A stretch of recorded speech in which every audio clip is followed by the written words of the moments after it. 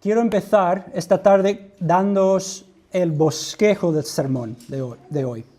Así que del pasaje que vamos a ver, quiero contestar 3 preguntas básicas, y son estas preguntas. Una, ¿cuál es la identidad de la persona colgada en la cruz? 2, ¿qué ocurrió mientras Jesús colgaba de la cruz? Y 3, ¿qué tienen que ver estos sucesos con nosotros hoy? Esas 3 preguntas son las que vamos a ver esta tarde. Así, con eso en mente, voy a leer el texto de hoy. Vamos a empezar Marcos capítulo 15. Por favor, abrid vuestras Biblias o podéis seguir aquí en la pantalla. Y voy a estar leyendo la Biblia de las Américas. Marcos 15, empezando en versículo 33. Y de cuando llegó la hora sexta, hubo oscuridad sobre toda tierra hasta la hora novena. Y a la hora novena Jesús exclamó con fuerte voz, Eloi, Eloi, lema sabactani, que traducido significa, Dios mío, ¿por qué me has abandonado?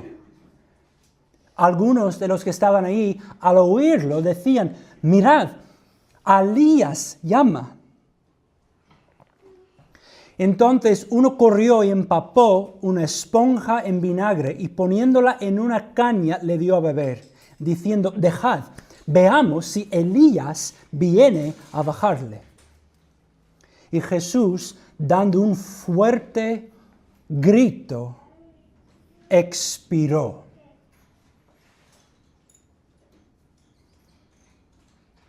Y el velo del templo se rasgó en 2, de arriba a abajo.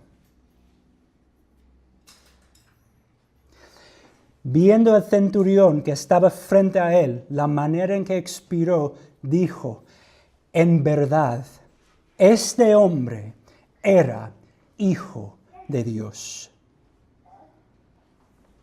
Había también unas mujeres mirando de lejos, entre las que estaban María Magdalena, María, la madre de Jacobo, el menor, y de José y Salomé, las cuales cuando Jesús estaba en Galilea, le seguían y le servían. Y había muchas otras que habían subido con él a Jerusalén. Ya al atardecer, como era el día de la preparación, es decir, la víspera del día de reposo, vino José de Arimatea, miembro prominente del concilio, que también esperaba el reino de Dios. Y llenándose de valor, entró a donde estaba Pilato y le pidió el cuerpo de Jesús. Pilato se sorprendió de que ya hubiera muerto y llamando al centurión le preguntó si ya estaba muerto.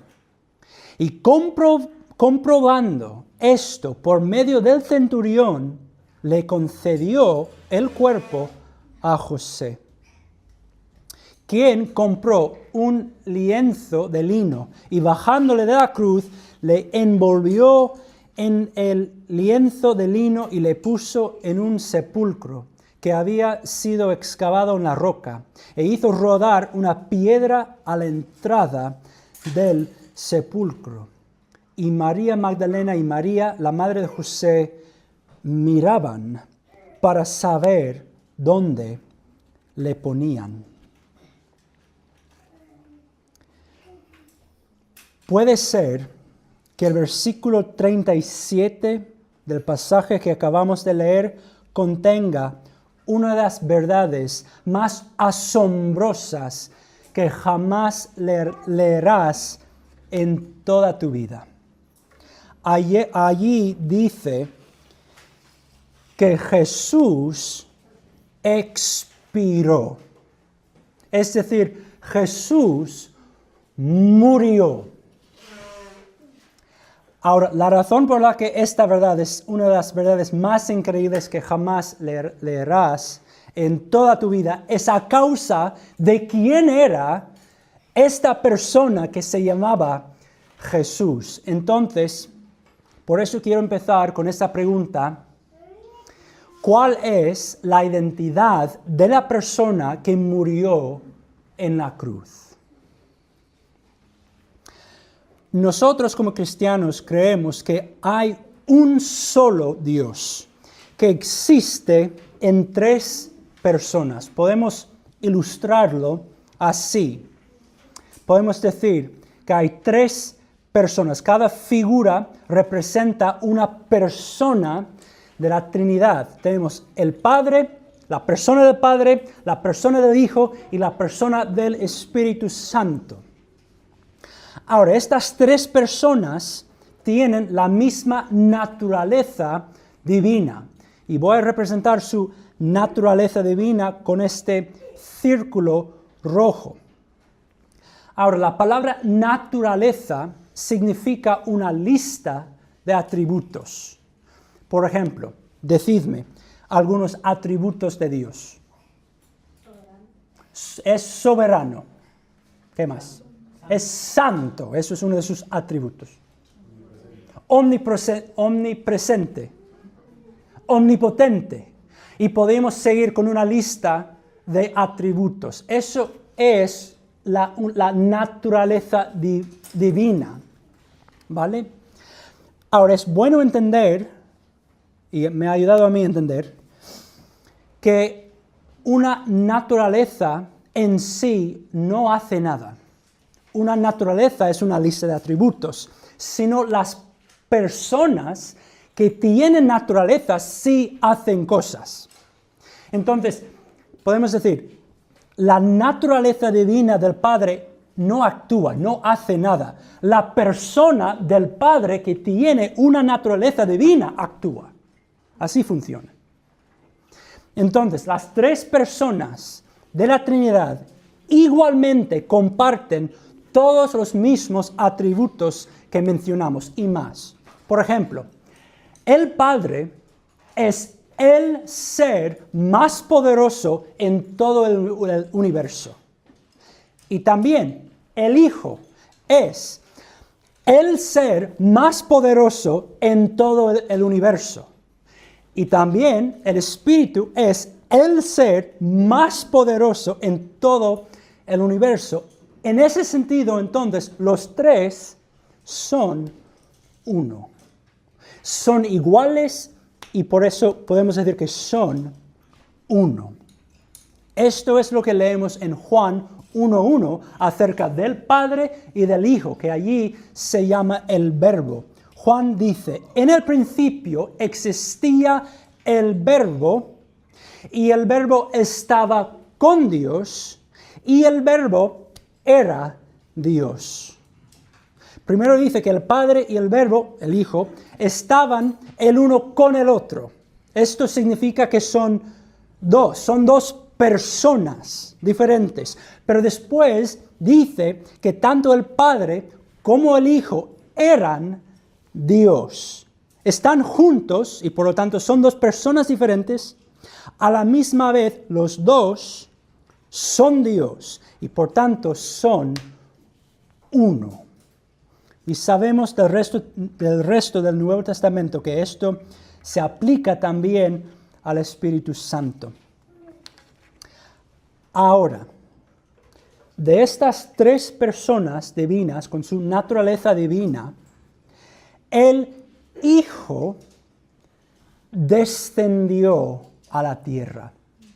No decimos que el Padre o que el Espíritu Santo descendieron a la tierra. La segunda persona de la Trinidad, descendió. Y cuando descendió, Él hizo algo impensable, increíble. El Hijo de Dios asumió en su persona una naturaleza humana. Voy a representar eso con un círculo azul, así. Esto es, él asumió, él tomó dentro de su persona una naturaleza humana. Esto es lo que queremos decir cuando decimos que el Hijo se hizo carne. Entonces, ¿qué son algunos atributos de nuestra naturaleza humana? Por ejemplo, tenemos cuerpos que ocupan espacio, que tienen ciertas necesidades físicas. Eso es un atributo de nuestra naturaleza humana. Otro ejemplo, somos finitos, es decir, no somos eternos como Dios. Somos capaces de morir. Eso es un atributo que tenemos nosotros, Dios no lo tiene. Así que cuando el Hijo de Dios asumió en su persona una naturaleza humana, Él también empezó a existir con un cuerpo físico, con todas sus necesidades físicas igual que nosotros. Y también el Hijo de Dios se hizo capaz de morir. Ahora, es importante enfatizar que el Hijo no renunció a su naturaleza divina, sino el Hijo empezó a existir, podemos decir, en dos planos de existencia a la misma vez, ¿vale?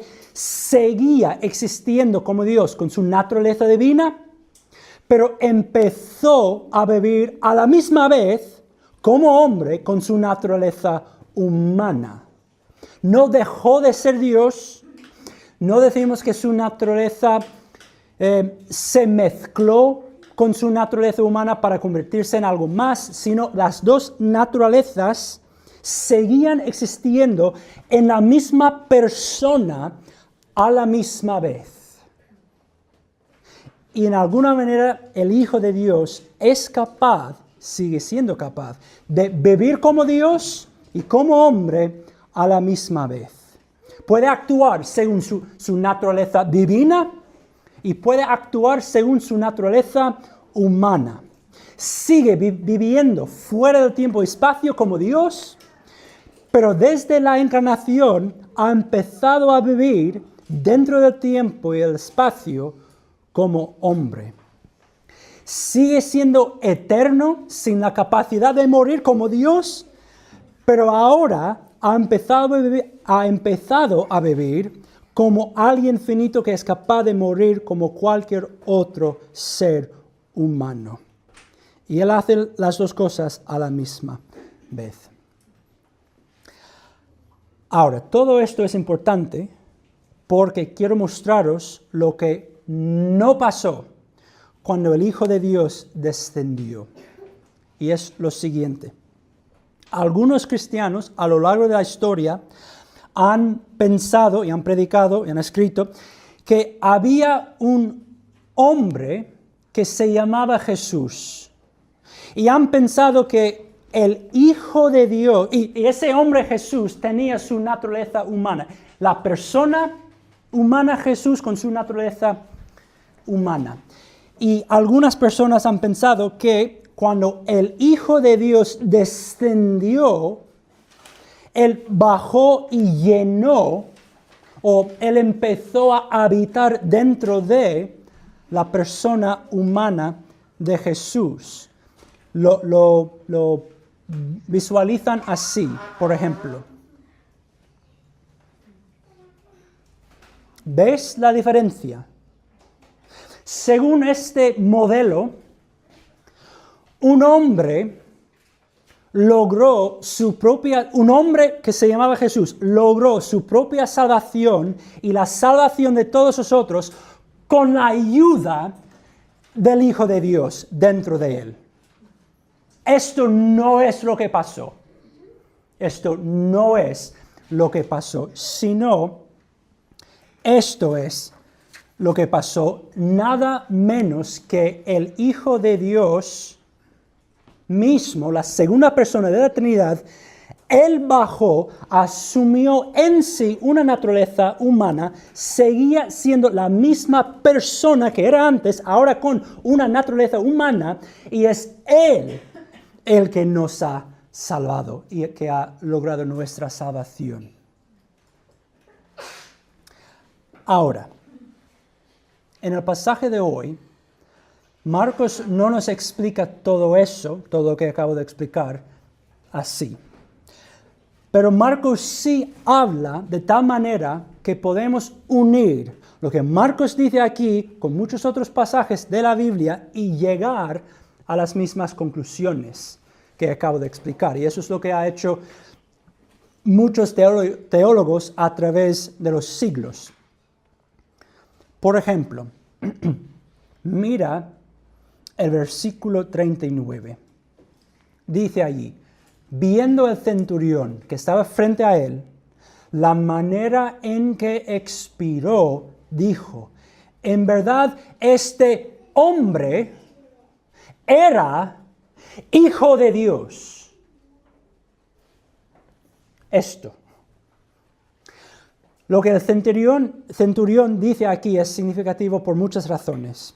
Una de las razones es que aquí, por la primera vez, en todo el libro de Marcos, tenemos la declaración de la identidad de Jesús como el Hijo de Dios en los labios de alguien que no es Jesús mismo. Es decir, en los labios de una persona, de un ser humano, es lo que quiero decir. En Marcos 14, 62, Jesús se declara el Hijo de Dios ante los sacerdotes y otros miembros del concilio, y ellos deciden matarlo por tal declaración, ¿no? Pero aquí, por la primera vez, una persona, otro ser humano, dice que Jesús es el Hijo de Dios. Y específicamente, ojo, porque es gentil, ni siquiera es judío. Ahora, puede ser, yo reconozco que puede ser que el centurión estuviera diciendo mucho más que lo que sabía. Eso es posible. Es decir, entendía el centurión todo lo que yo acabo de explicar cuando él exclamó que el hombre que veía morir en la cruz era el Hijo de Dios. Me imagino que no. Aún así, en la narrativa de Marcos, aquí tenemos en una forma concisa una declaración acerca de la identidad de Jesús. Dice, en verdad, este hombre era Hijo de Dios.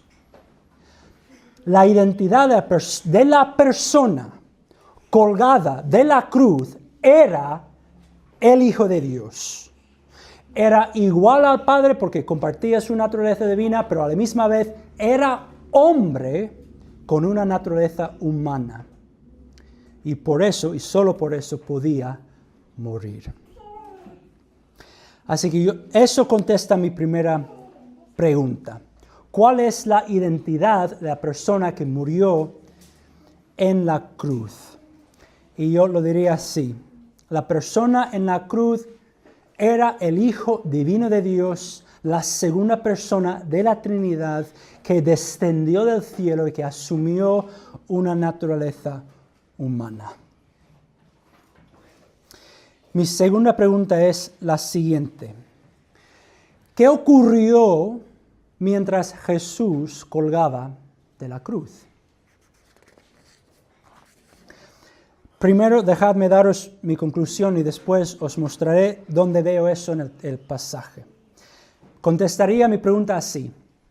Mientras colgaba de la cruz, Jesús tomó sobre sí todas las maldiciones que el pueblo de Dios merecía por su desobediencia al pacto de Dios. Ahora, ¿por qué lo digo así? A través del Antiguo Testamento, Dios pone delante de su pueblo dos opciones.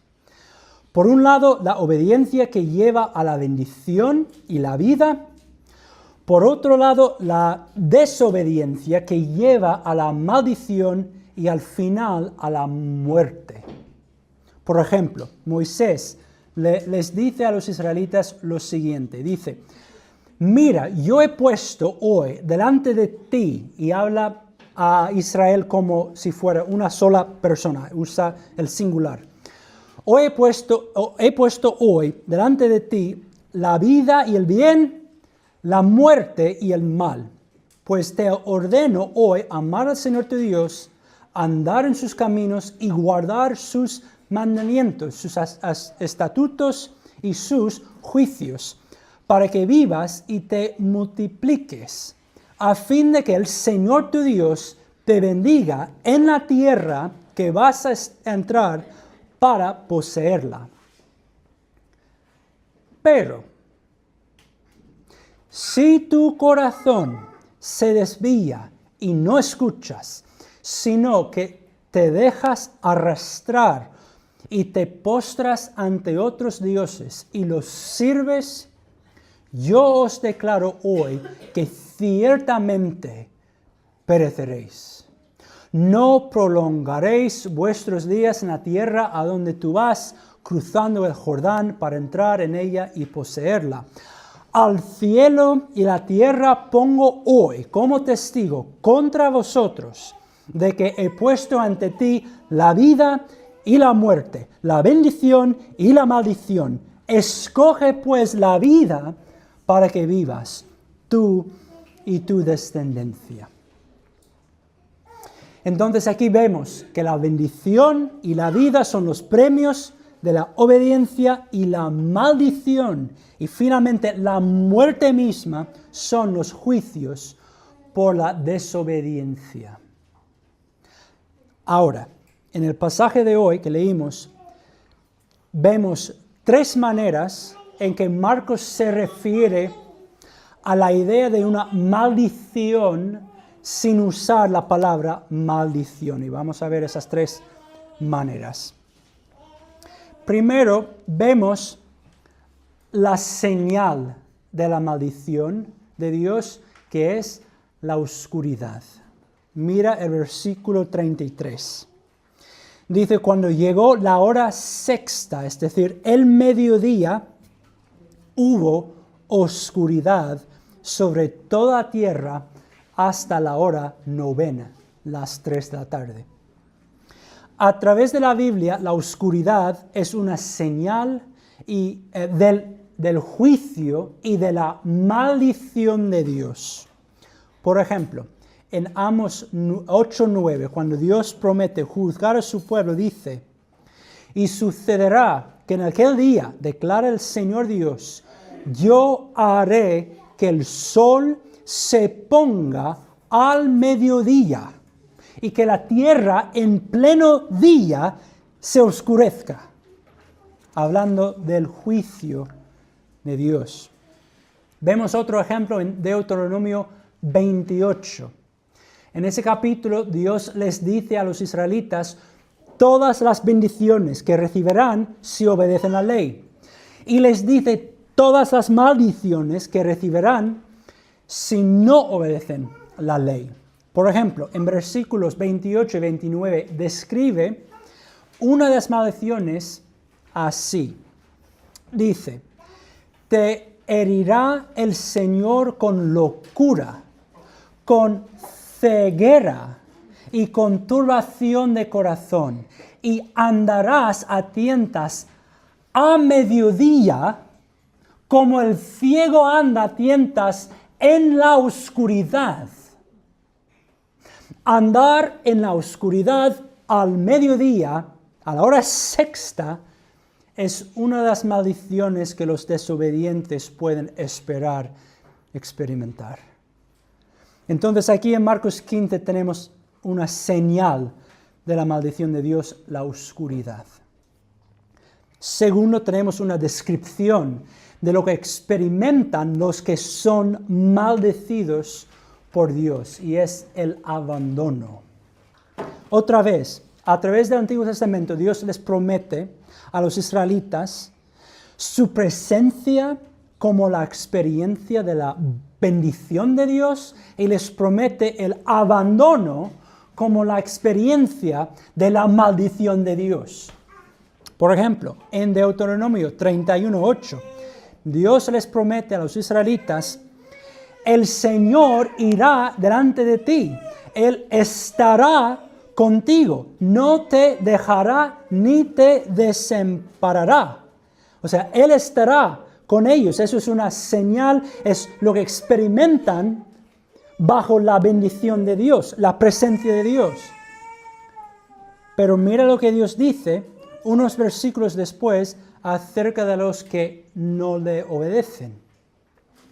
Dice, y el Señor dijo a Moisés, he aquí, tú vas a dormir con tus padres, y este pueblo se levantará y fornicará tras los dioses extranjeros de la tierra en la cual va a entrar, y me dejará y quebrantará mi pacto que hice con él. Ahora escucha lo que pasará como resultado de su desobediencia. Dice, y se encenderá mi ira contra él en aquel día. Los abandonaré y esconderé mi rostro de ellos. Será consumido y muchos males y tribulaciones vendrán sobre él. Por lo que dirá en aquel día, ¿no será porque mi Dios no está en medio de mí que me han alcanzado estos males?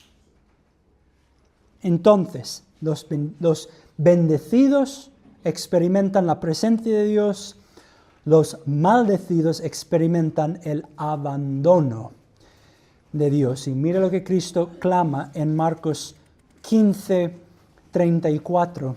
Dice, y a la hora novena, a las 3 de la tarde, Jesús exclamó con fuerte voz, Eloi, Eloi, lema sabactani, que traducido significa, Dios mío, ¿por qué me has abandonado? Jesús dice eso. Entonces hacemos la pregunta, ¿qué significa si Dios ha abandonado a Jesús? Significa que Jesús estaba experimentando la maldición que Dios prometió como consecuencia de la desobediencia. Y si nos hacemos la pregunta, ¿pero cómo puede ser eso? Jesús no era desobediente.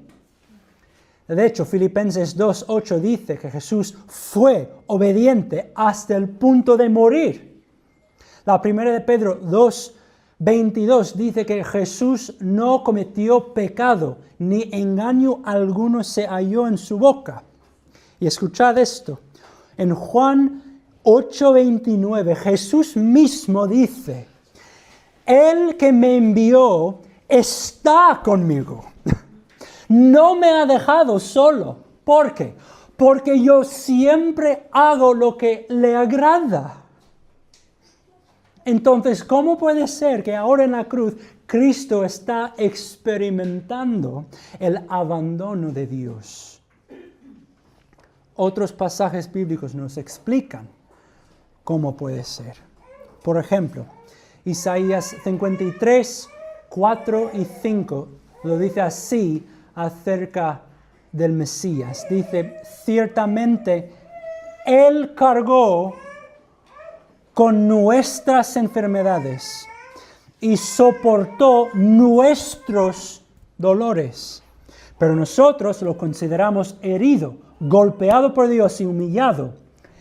Él fue traspasado por nuestras rebeliones y molido por nuestras iniquidades. Sobre Él recayó el castigo, precio de nuestra paz, y gracias a sus heridas nosotros fuimos sanados. ¿Veis lo que dice allí? Cristo no estaba experimentando el abandono de Dios a causa de su desobediencia. Estaba experimentando el abandono de Dios a causa de mi desobediencia. Él cargó con nuestra maldición, la maldición que yo merezco, recayó sobre Él. Según de Corintios 5:21 dice, al que no conoció pecado, es decir, a Jesús, Dios le hizo pecado por nosotros. Gálatas 3:13 dice, Cristo nos redimió de la maldición de la ley. ¿Y cómo lo hizo? ¿Cómo nos redimió de la maldición de la ley? Dice, habiéndose hecho maldición por nosotros. Así es que el Hijo inocente de Dios podía experimentar el abandono de Dios. Todas las maldiciones que todos nosotros como el pueblo de Dios merecemos por no haber sido fieles al pacto de Dios, recaían sobre Jesús mientras Él colgaba de esa cruz. Ahora quizás te hagas otra pregunta. Bueno, ¿cómo puede ser que Dios el Padre abandona a Dios el Hijo? Si son un Dios, ¿cómo puede ser eso? La mejor explicación que he leído viene de los teólogos de la Iglesia de los primeros siglos. La respuesta tiene que ver con el hecho de que al mismo tiempo el Hijo de Dios, la persona, la única persona del Hijo de Dios, existía como Dios con su naturaleza divina y como hombre con su naturaleza humana. Como Dios, claro, el Hijo de Dios no podía experimentar el abandono de Dios. Sin embargo, en la encarnación, el Hijo de Dios asumió en su persona una naturaleza humana. Así que como hombre, podía experimentar cosas que solo los seres humanos podemos experimentar, como por ejemplo el abandono y la separación de Dios. Mi conclusión es que eso es lo que estaba pasando durante el tiempo que Jesús colgaba de la cruz. No como Dios, sino como un ser humano con una naturaleza humana. El Hijo de Dios estaba experimentando verdaderamente el abandono asociado con la maldición de Dios. Y por eso clama así de la cruz. Muchos sabéis que la pregunta que Jesús hace en Marcos 15:34 es una cita de Salmo 22. Así que dejadme leeros un poquito del contexto de Salmo 22 para tener una idea de cómo el Hijo de Dios estaba sintiéndose mientras colgaba de la cruz. Salmo 22, voy a leer 1-6. Jesús dice, Dios mío, ¿por qué me has abandonado? ¿Por qué estás tan lejos de mi salvación y de las palabras de mi clamor? Dios mío, de día clamo y no respondes, y de noche, pero no hay para mí reposo. Sin embargo, tú eres santo, que habitas entre las alabanzas de Israel. En ti confiaron nuestros padres, confiaron y tú los libraste a ellos. A ti ellos clamaron y ellos fueron librados. En ti ellos confiaron y no fueron decepcionados ellos. Pero yo soy un gusano y no hombre, oprobio de los hombres y despreciado del pueblo. Y el Hijo de Dios experimentó todo eso al tomar sobre sí mismo la maldición y por lo tanto la separación de Dios que nosotros merecíamos. Que su nombre sea glorificado para siempre. Hay una razón más por la cual digo que mientras colgaba de la cruz, Jesús tomó sobre sí todas las maldiciones que el pueblo de Dios merecía por su desobediencia al pacto de Dios. La tercera razón es que en este pasaje leemos que Jesús, el Hijo de Dios, murió. Desde Adán y Eva en Génesis hasta Apocalipsis, la Biblia habla de la muerte como el resultado final de aquellos que caen bajo la maldición de Dios. En Génesis, Dios les promete a Adán que el día que coma del fruto morirá. Y en Apocalipsis, el lago de fuego donde serán echados todos los que no se encuentran inscritos en el libro de la vida, se llama la segunda muerte. Y la muerte es exactamente lo que el Hijo de Dios experimentó como resultado final de la maldición de Dios. Rápidamente quiero hacer hincapié en todas las veces que Marcos dice enfáticamente que Jesús de verdad murió. Eso es muy importante. Por ejemplo, versículo 37 dice que Jesús expiró, Él se murió. En versículos 39, 44 y 45 tenemos el centurión como testigo ocular de que de verdad murió. En versículos 40, 41 y 47 tenemos las mujeres como testigos oculares también de que de verdad el Hijo de Dios murió.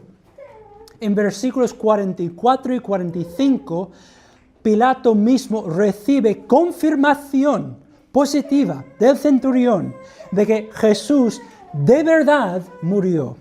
Y finalmente tenemos José de Arimatea que preparó el cuerpo para la sepultura. Y específicamente la palabra ahí traducida cuerpo en versículo 45 significa un cuerpo muerto, era un cadáver. Y José pone ese cuerpo muerto en una tumba y la cierra. Entonces nunca pienses que Jesús se desmayó y luego se despertó. El Hijo de Dios, la segunda persona de la Trinidad, murió.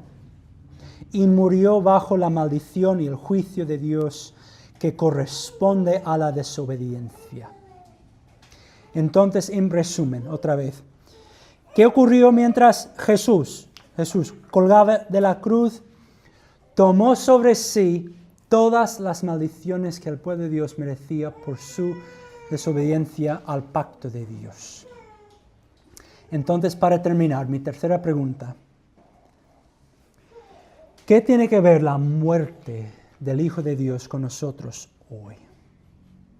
Podríamos decir muchísimas cosas. Pero me pregunto si de verdad sentimos la cercanía de Dios a la humanidad. Cuando le tocó a Dios salvar a su pueblo, no creó a alguien para bajar desde el cielo y salvarnos. No descendió desde el cielo un representante del Hijo de Dios como un ángel, sino el Hijo de Dios descendió. Y el Hijo no descendió y habitó dentro de otra persona humana que se llamaba Jesús, sino descendió el Hijo de Dios mismo, el que creó todo el universo, bajó y anduvo en esta tierra. Eso es absolutamente asombroso. Laura Gabriela y yo acabamos de volver de un viaje a la India. Y al estar ahí vimos un nivel de pobreza, suciedad, contaminación y sufrimiento que es difícil poner en palabras. En algún momento anduvimos en un puente sobre un arroyo pequeño lleno de basura y excremento humano. Y lo sabíamos por los olores.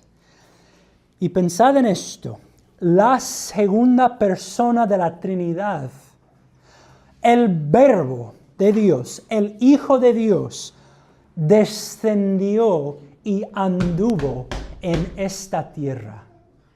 En esta tierra tan sucia, en esta tierra tan pervertida, en esta tierra tan destruida por el pecado.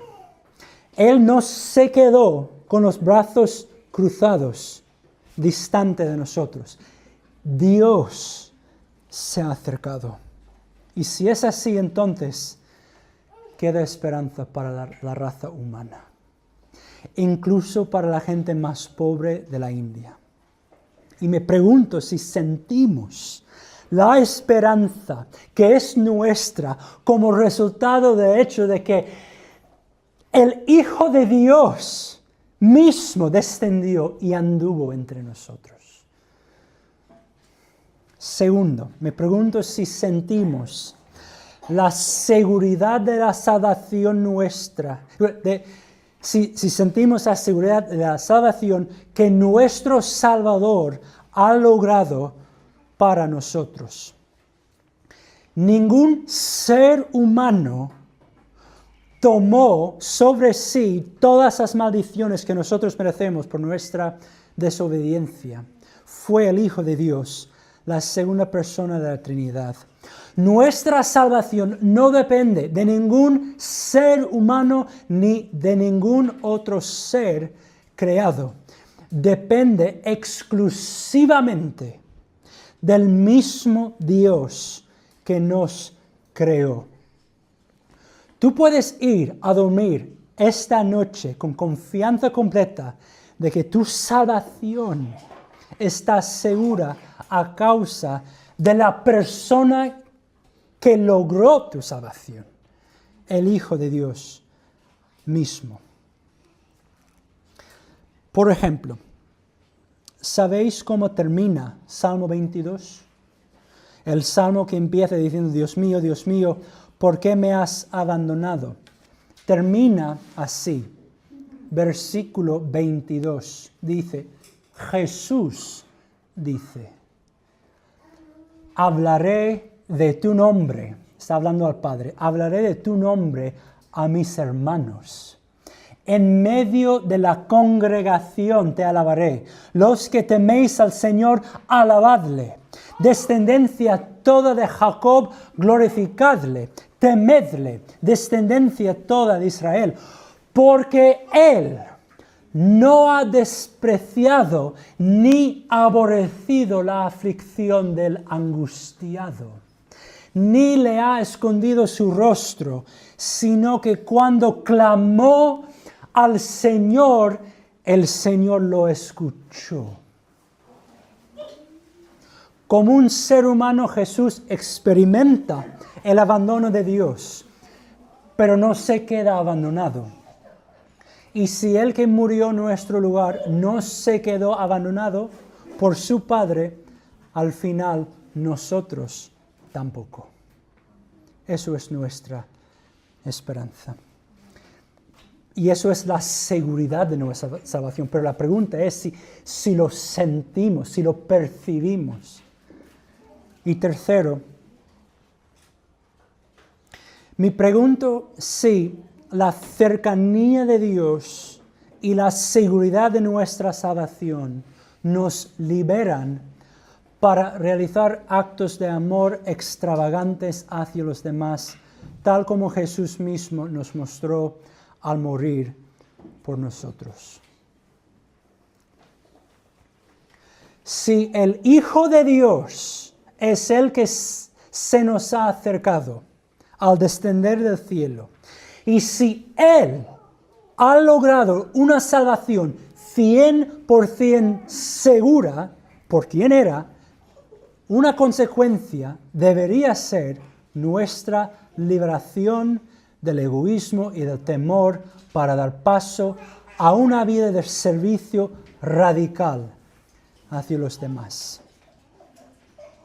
El vivir así te puede costar tu vida, como le costó a Jesús, pero aún así, como Jesús experimentó el abandono de Dios en nuestro lugar, incluso si morimos, nosotros nunca jamás experimentaremos ese abandono. Así que sirvamos con todo lo que somos hasta dar nuestras vidas, si eso es la voluntad de Dios. Empecé diciendo que Marcos 15:37 puede ser una de las verdades más increíbles que jamás leerás en toda tu vida. Dice Jesús, el Hijo de Dios, la persona del Hijo de Dios, murió. El verbo a través del cual Dios creó el universo murió. Lo que le costó a Jesús su vida se ha convertido en nuestra esperanza. Y mi esperanza es que sintamos su cercanía, que sintamos la seguridad de la salvación que nos ha comprado y que esas dos verdades nos liberen del egoísmo y del temor para servir a los demás igual que lo que hacía Jesús.